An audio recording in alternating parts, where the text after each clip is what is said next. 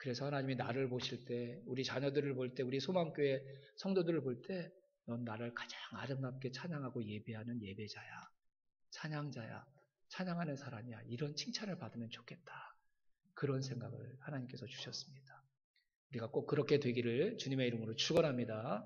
가장 아름다운 찬양은 하나님께 드릴 수 있는 사람, 하나님께 가장 아름다운 예배를 드릴 수 있는 사람, 그 사람들은 하나님을 기쁘시게 해드릴 뿐만 아니라 하나님을 기쁘시게 해드릴 수 있는 가장 하나님과 좋은 관계를 맺고 있는 사람이기에 가장 행복한 사람, 가장 복된 사람이 될 줄로 믿습니다. 어떻게 하나님 앞에 그런 더 바른 예배를 드릴 수 있을까? 오늘 시편 8편의 이 내용을 가지고 한 두 가지만 한번 같이 생각해 보는 시간을 갖도록 하겠습니다. 하나님께서 받으실 만한 더 바른 예배를 드리기 위해 우리가 무엇을 해야 되는가?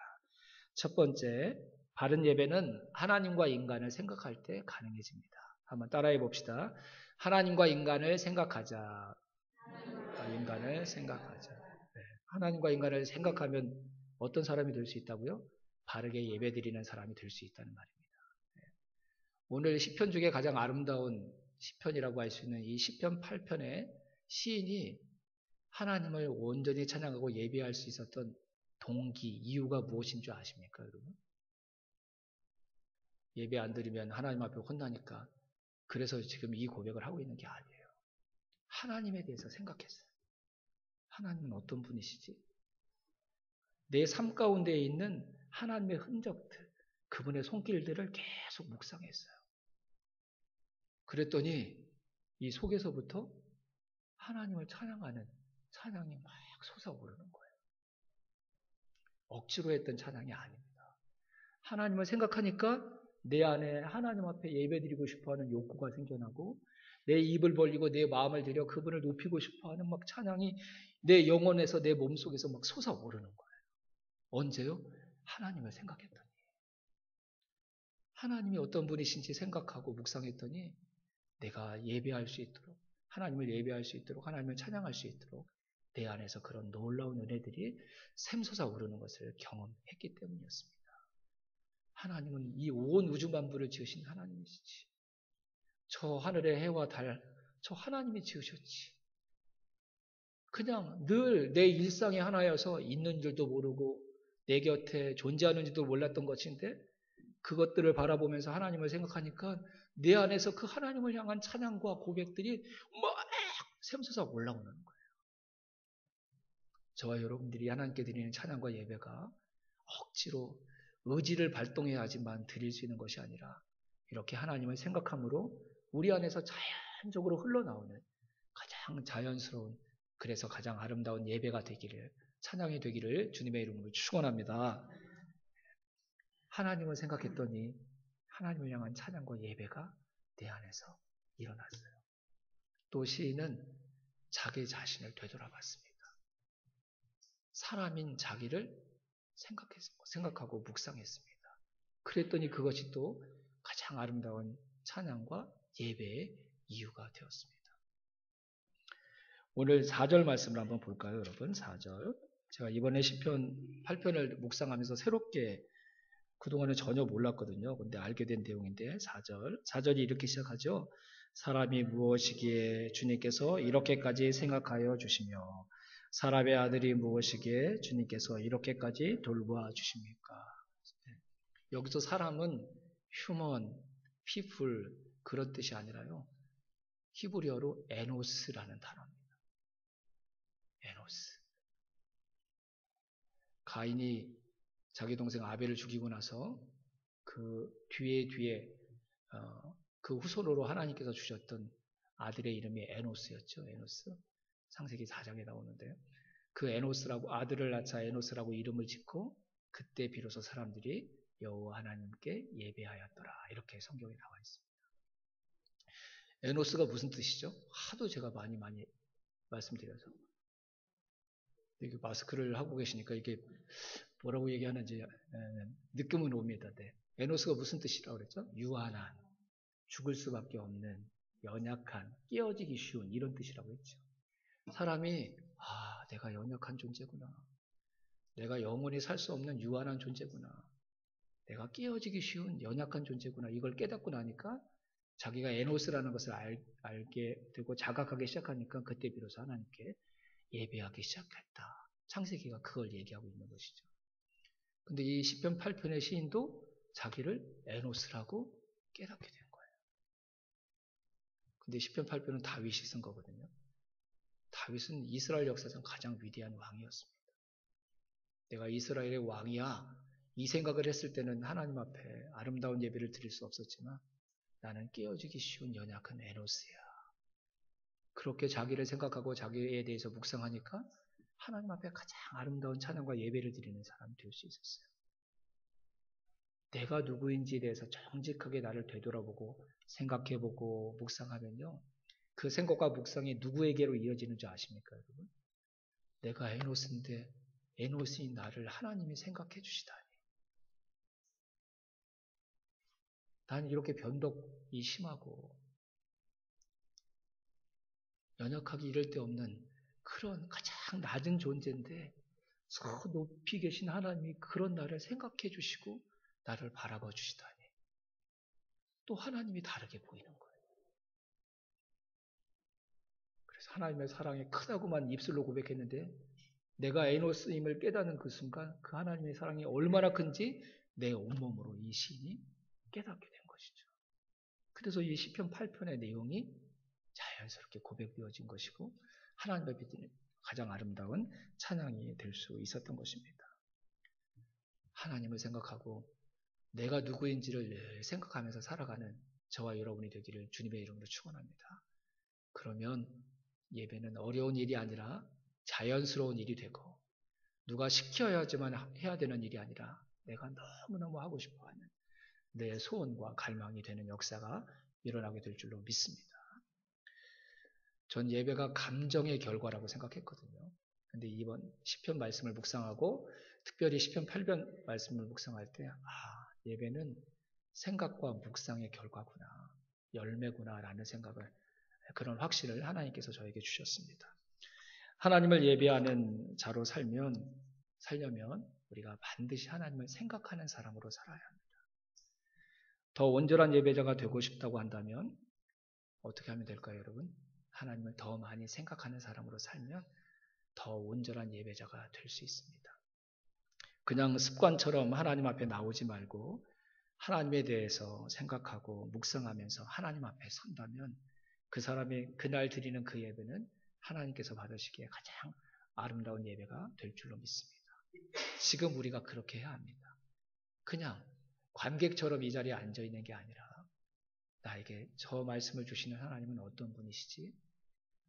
내 삶 가운데 하나님이 함께 하셨는데 그게 어떤 의미였지?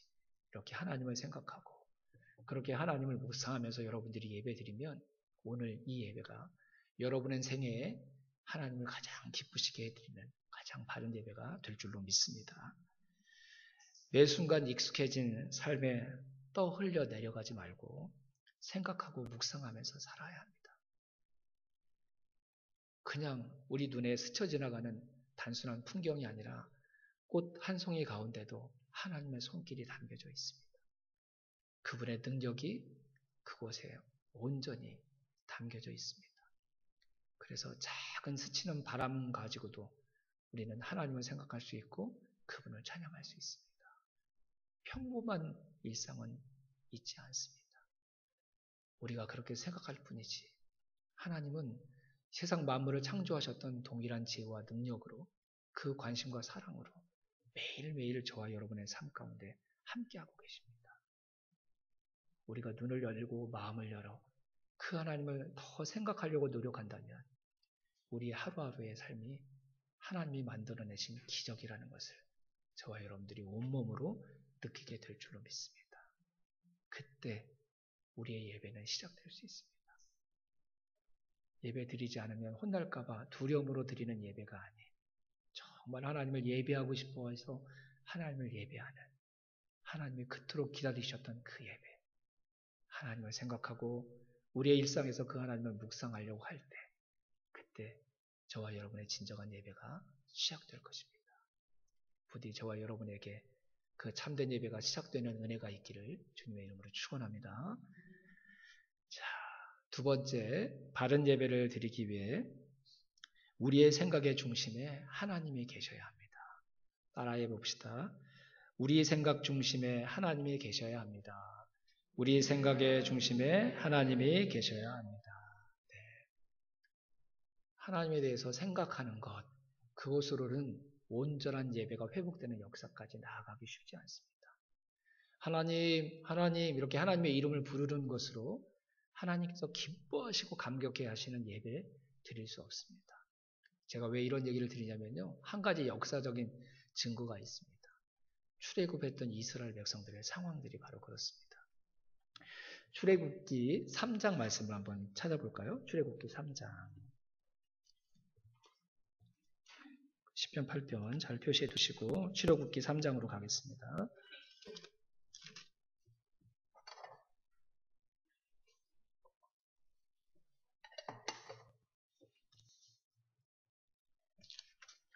(3장) 12절 한번 펴보실까요? 출애굽기 3장 12절. 자, 다 찾으셨죠? 출애굽기 3장이 어떤 내용인지 대충 제가 말씀드릴게요. 모세 아시죠? 모세. 네, 모세가 애굽의 왕자였다가, 그렇죠?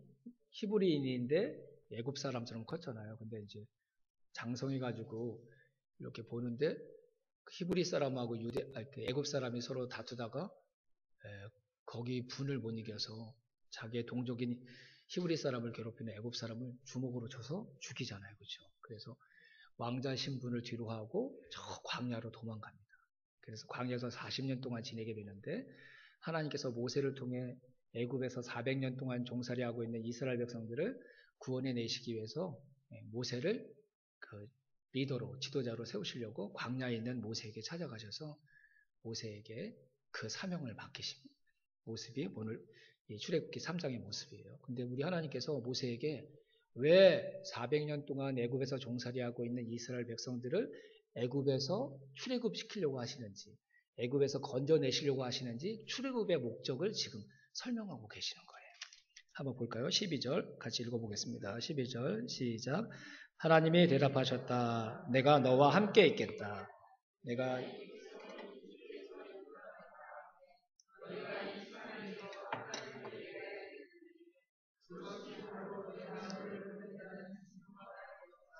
아멘. 18절 말씀도 한번 보겠습니다. 18절 조금 뒤에. 그러면 이렇게 시작하죠. 같이 읽겠습니다. 그러면 그들이 너의 말을 들을 것이다. 또 너는 이스라엘 장로들을 데리고 이집트의 임금에게 가서 히브리 사람의 주 하나님이 우리에게 나타나셨으니 이제 우리가 광야로 사흘 길을 걸어가서 주 우리의 하나님께 제사를 드려야 하니 허락하여 주십시오 하고 요구하여라. 아멘. 바로 앞에 가서 왜 이스라엘 백성들이 지금 애굽에서 나가야 되는지 출애굽의 목적이 뭔지 설명하라고 하나님께서 그 이유를 주시는 거예요.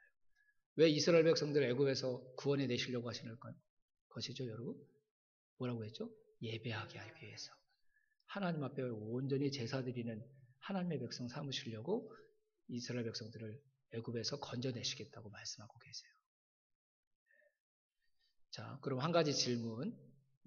애굽에서 400년 동안 종살이하면서 이스라엘 백성들이 그럼 예배 드리지 않았을까요? 하나님, 하나님 그렇게 하나님의 이름을 부르지 않았을까요, 여러분? 불렀어요. 3장 내용을 쭉 읽어보시면요. 하나님이 지금 모세에게 뭐라고 그러냐면 애굽에서 나의 백성들이 고통 가운데 울부짖고 있다. 나에게 도움을 요청하고 있다. 나에게 간구하고 있다. 이렇게 얘기하셨거든요. 그러면 지금 애굽에 있는 이스라엘 백성들이 하나님의 이름을 부르는 거예요? 안 부르는 거예요? 부르는 거죠. 이스라엘 백성들에게 예배는요. 삶입니다. 삶. 그냥 우리가 밥 먹고 숨 쉬고 하는 것처럼 그냥 그들은 그냥 예배 드리는 게 당연한 거예요.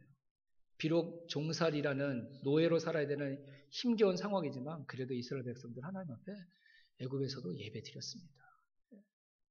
그런 기록들이 많이 있습니다. 성경이 아닌 다른 문헌들에도. 그럼 무슨 뜻이죠, 여러분? 지금 애굽에서 그들을 건져내시려고 하시는 목적과 이유가 하나님을 예배하기 위함이라고 얘기하셨는데 지금 예배 드리고 있는데 왜 하나님께서 그 말씀을 하시는 걸까요? 지금 애굽에서 이스라엘 백성들이 드리고 있는 예배가 온전한 예배가 아니라는 것을 얘기하는 것이죠. 그렇죠?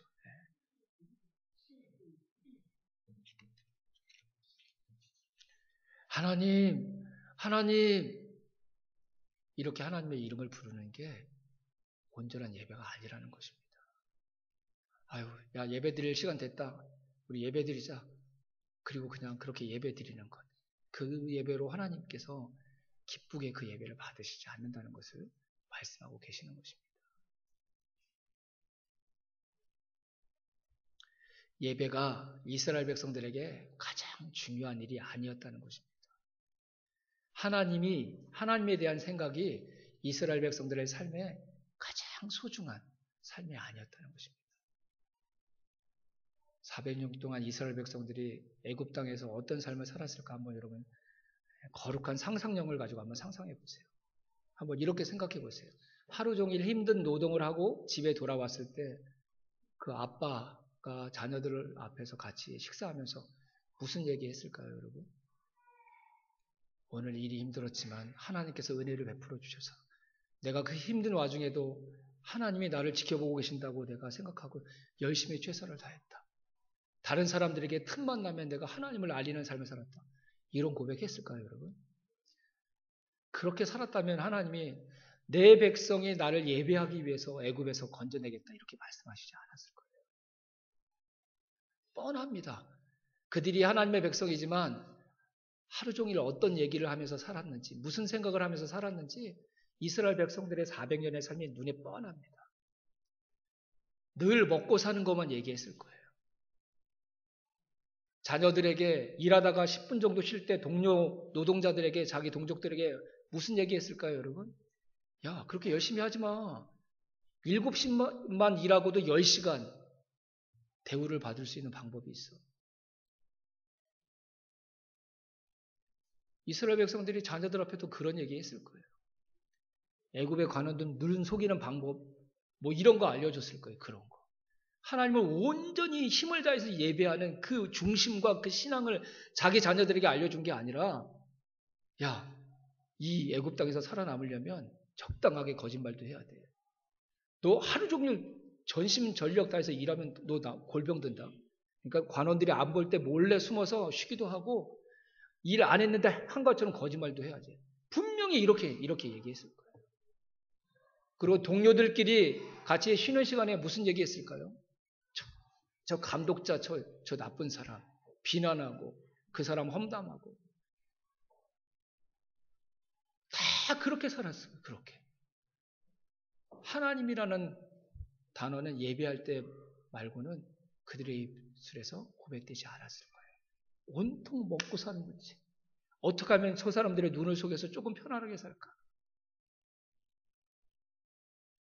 이스라엘 백성들이 막 울부짖어서 하나님께서 그들의 고통을 보시고 그들을 애굽에서 건져주신 게 아니라 그냥 그대로 내버려두면 정말 내 백성들과 완전히 다시 만날 수 없는 상태가 될 것이라는 위험한 상황이어서 저는 하나님께서 애굽에서 이스라엘 백성들 구원해 내셨다고 생각합니다. 그렇게 온통 세상만 하고 세상 관심사를 가지고 살다가 예배 시간 됐다고 와서 하나님 그런 예배로는 하나님을 감동시킬 수 없다고요. 그런 예배는 아름다운 예배가 될 수 없다고요. 다른 사람 앞에 나 예배 드렸어 이렇게 얘기할 수는 있지만 그 예배를 받으시는 하나님께서 너의 예배 때문에 내가 행복하고 기쁘다라는 고백을 들을 수가 없다고요. 이스라엘 백성들이 그런 상태니까 하나님께서 그들을 예배하는 자로 만드시기 위해 애굽에서 건져내시겠다고 하나님께서 모세에게 말씀하셨고 모세를 통해 애굽의 바로 왕에게 정확하게 전달하라고 말씀하고 계시는 거예요.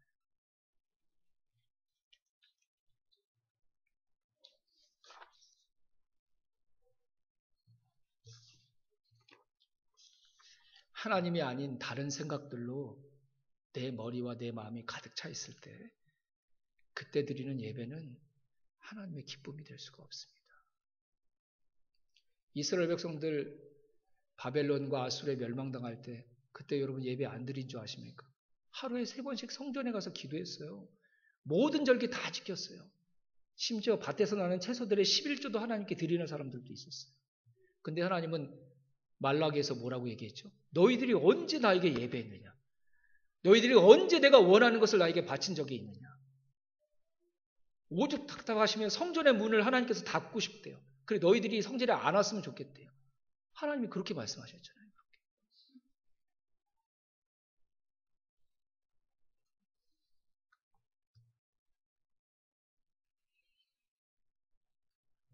먹고 사는 생각 안 할 수는 없어요. 근데 여러분 그 생각만 하면서 살면 하나님 앞에 예배드리는 일은 불가능해집니다. 먹고 사는 문제 가운데서도 하나님의 역사하심과 은혜를 생각할 줄 아는 사람들. 평범하고 일선적인 삶의 시간 가운데서도 하나님에 대해서 자꾸 생각하려고 노력하는 사람들. 그런 사람들이 하나님 앞에 바르게 예배하는 예배자가 될 줄로 믿습니다. 하나님이 그런 백성들을 원하셨던 것입니다. 하나님을 온전히 예배하는 하나님이 기대하셨던 새로운 이스라엘 백성들. 저와 여러분들이 그런 사람들 되기를 주님의 이름으로 축원합니다. 여러분, 하나님께서 이스라엘 백성들이 나에게 예배하게 하겠다. 그러기 위해 애굽에서 건져내시겠다 하시고 나서 인도하신 장소가 어디죠, 여러분? 어디예요? 광야잖아요, 광야. 광야에서 40년 동안 살게 하셨잖아요. 이게 의미가 있는 일입니다, 여러분. 왜요? 광야는 아무것도 없는 땅. 내가 뭘 노력한다고 얻을 수 없는 곳이었어요. 근데 그 광야에서 하나님께서 40년 동안 어떻게 하셨죠? 이스라엘 백성들의 먹고 입고 자는 거 다 책임져 주셨어요. 왜 하나님께서 그렇게 하셨습니까, 여러분? 제발 좀. 제발 좀 먹고 입고 자는 거에 온통 생각을 뺏겼던 너의 삶으로부터 너희들 좀 벗어나서 이제 누구를 생각하라는 거예요. 그거 내가 다 책임져 줄 테니까 나를 좀 생각해라. 그래서 온전한 예배로 나하고 진짜 한번 뜨겁게 만나자. 그래서 내가 너에게 내가 주고 싶은 거 다 줄 수 있는 깨끗한 그런 나의 백성 좀 한번 되어봐. 내가 너 행복하게 해주고 싶은데 온통 다른 것으로 가득 차 있는 너를 비워야 된다. 그런 하나님 뜻 아니겠습니까, 여러분? 네가 걱정하는 거 내가 다 책임져 줄게. 그 대신 그것 때문에 자유해진 그 시간 나를 생각하는 그래서 나를 예배하는 나의 백성으로 살아다오. 하나님의 이 마음과 뜻이 저와 여러분에게 깨달아지게 되기를 주님의 이름으로 축원합니다. 예배는 격해진 감정 때문에 하나님 앞에 시작할 수 있습니다. 슬프고 고통스럽고 아프고 억울해서 그 감정을 가지고 하나님 앞에 하나님 뭐 이렇게 하면서 시작할 수 있지만 온전한 예배의 완성은 감정만으로는 안 됩니다. 하나님이 누구신지를 생각하고 그분이 나를 향해 베푸셨던 그 일들을 깊이 묵상할 때 그때 그 하나님 앞에 내 마음을 다하여 온전히 그분을 찬양하고 예배하고 싶어하는 진짜 예배자의 마음으로 하나님께서 우리의 마음을 만져주실 줄 믿습니다. 그 상태가 돼야지 온전한 예배를 완성할 수 있는 사람이 되는 것이죠.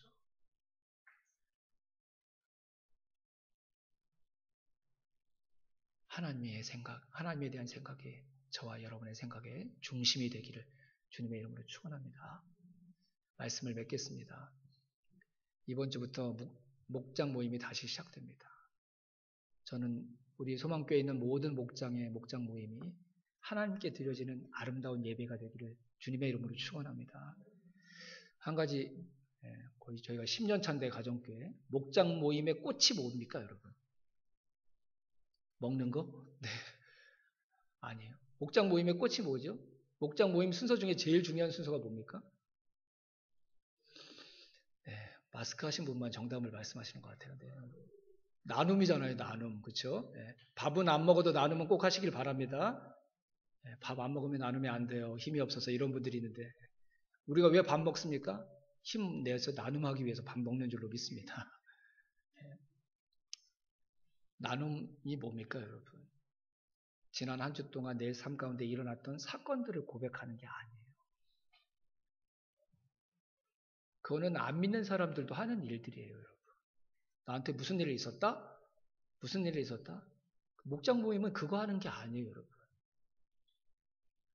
저희 목장 어르신들은 6.25 때부터 일어났던 일들을 얘기하시니까 그것만 얘기해도 2시간이 걸리거든요. 근데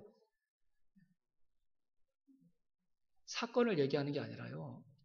일주일 동안 나에게 일어났던 그 사건들을 통해 내가 하나님을 어떻게 생각했는지 그 사건들을 가지고 하나님에 대해서 무슨 생각을 했었는지 그걸 나누는 게 목장 모임의 나눔의 핵심 요소인 줄로 믿습니다.